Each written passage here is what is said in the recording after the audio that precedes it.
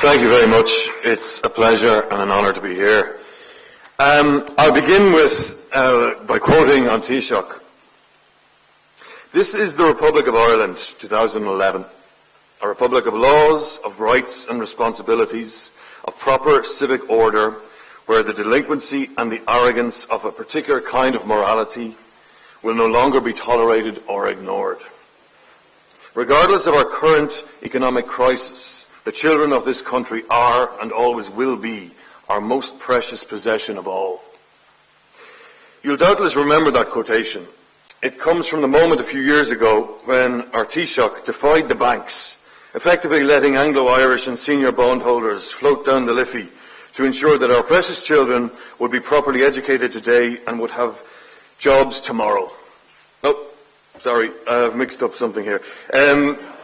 That was actually Enda Kenny's stance on the Cloyne report, a move to defy the Irish citizenry legally being made responsible for a blanket guarantee of bank debts, on the other hand, and the ills that have flowed in our society from that moment, namely the widespread closure of small businesses, mass unemployment, mass immigration, ghost estates and ghost towns, has been shelved for a later session of the Dáil, one which we await in keen anticipation.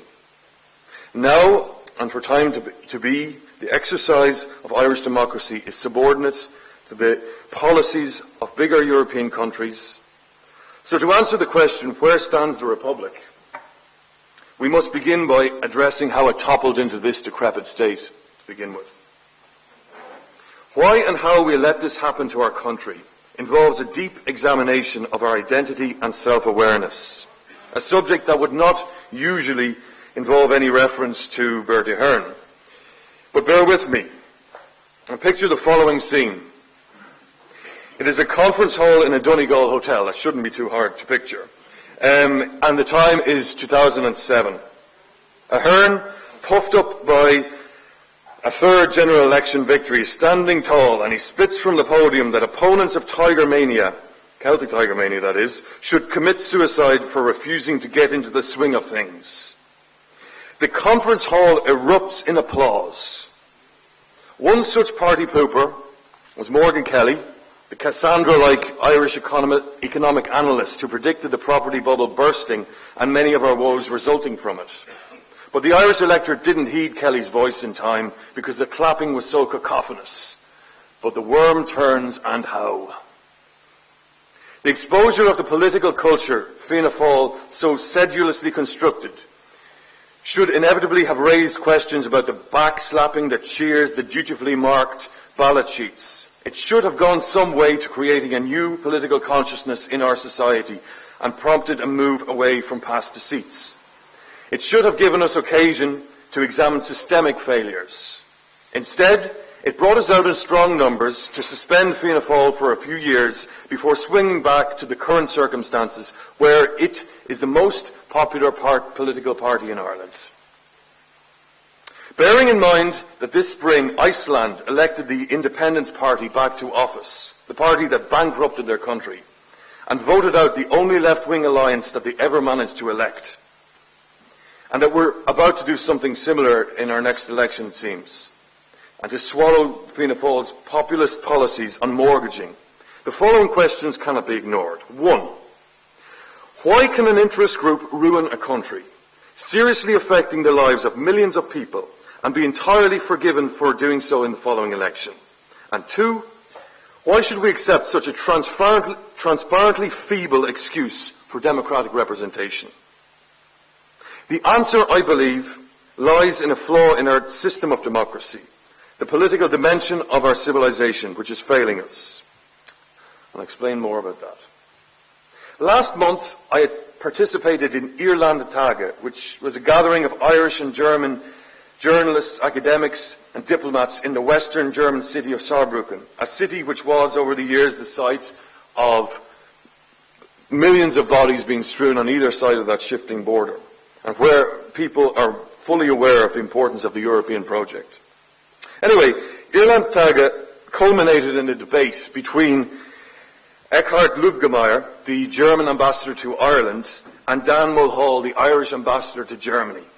The chair, Derek Scally, put the question to Dan Mulhall that the Eurozone was deficient and a cause of deficiency in democracy. And Mulhall responded, well, there's a responsibility on the part of the lender, there's a responsibility on the part of the borrower, and there's also a responsibility on the part of the system.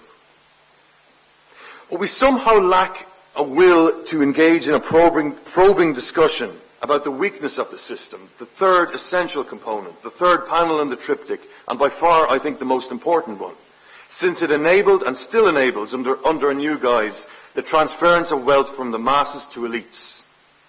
Anyone can work out that if Jonas Schmidt or Jürgen Müller in the ECB enables the flow of €400 to Paddy Murphy to build a mansion in the wilderness without collateral, anyone can work out that something will inevitably bubble up from that. I think it's a little bit like the rhetoric about and the war of drugs, where the consuming countries always blame the producing countries. But that sort of debate, in-out debate, is getting us nowhere. And the austerity program that is sold to countries like Ireland, like Greece, like Portugal, has hollowed out the most basic of rights available in a democratic country. We live in a time where the Bundestag vets our budgets, where unelected European bureaucracies and the US Department of Treasury make key interventions in our democracy. And tellingly, we're asked to focus on the minutiae of the crisis, rather than the overarching significance of its politics. Thus, blame for past mistakes, conflated with an obsessive vigilance of costs and salaries across the Eurozone, is purportedly a panacea to the European crisis, whereas really it amounts to a guard against scrutiny of the system that inexorably drove us to this situation. Market fundamentalism transforms citizens into consumers. As President Higgins put it, it makes us consumers, and we have experienced a dulling of our consciousness, which blocks our capacity to engage critically with the world. Further, I'm quoting President Higgins from the Open Mind guest lecture, RTE, in 1992.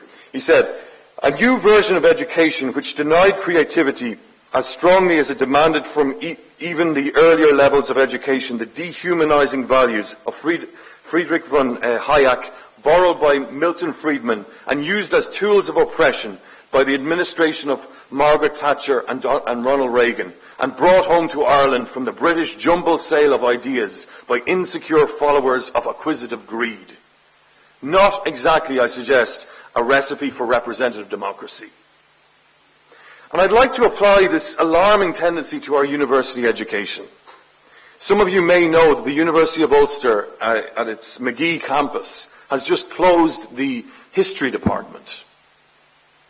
This, if you've been following, as I have over the last number of years, Noam Chomsky's political thought, is very much part of a program which he called the manufacture of consent. And the slashing of history departments, the moving away from focus on our history, amounts basically to a disabling or denying of young minds the ability to make connections with the past, to consider alternative systems, to make imaginative leaps, to find out something about themselves and their time. Globalism, through the machinations of banks, provides the most comprehensive way of controlling people.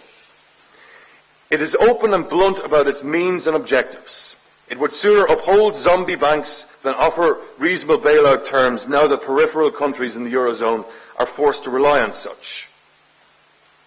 Make no mistake, this sorry state of affairs has been a long time in the making. You may not have heard of Bernard Connolly. If not, the reason is more by design than accident. He was in charge of the European Commission's Monetary Affairs Unit in the mid-90s, and he dared to write a book entitled The Rotten Heart of Europe in 1995, pointing out the flaws of the makeup of the Eurozone when it was teetering into existence. He was summarily fired for his heresy. But the case of Connolly is revealing because it disproves the theories of those who insist on tracing Europe's core problems to the crash in September 2008. Europe's financial tycoons in Frankfurt had usurped control of running most of Western Europe well over a decade before that takeover. Right. Constitutions. I'd like to speak a little bit about our constitution and its importance. We know that, for example, the bank bailout happened overnight without our consultation, without the consultation of Dáil Éireann. And that was in breach of Article 15.2 of Bunreacht na hÉireann. Constitutions have the potential to be radical documents. Turkey, for example, ensures the secularity in its constitution, sometimes more honoured in the breach, but nevertheless. The Italian constitution, for example, enshrines the right of citizens to work. But these assertions have no validity unless they're properly upheld. Given that our constitution and those constitutions of other countries are so openly flouted, it behoves us to manufacture dissent. Chomsky talked about the manufacture of consent. Well, the way we dig ourselves out of this, I would suggest, is manufacture dissent. We define Ireland's position in geopolitical terms and geofinancial terms, but that definition has always been dogged by our enthusiasm to claim what it is that we are not. As Mary Harney famously put it in a Eurosceptic speech in 2000, we are closer to Boston than Berlin.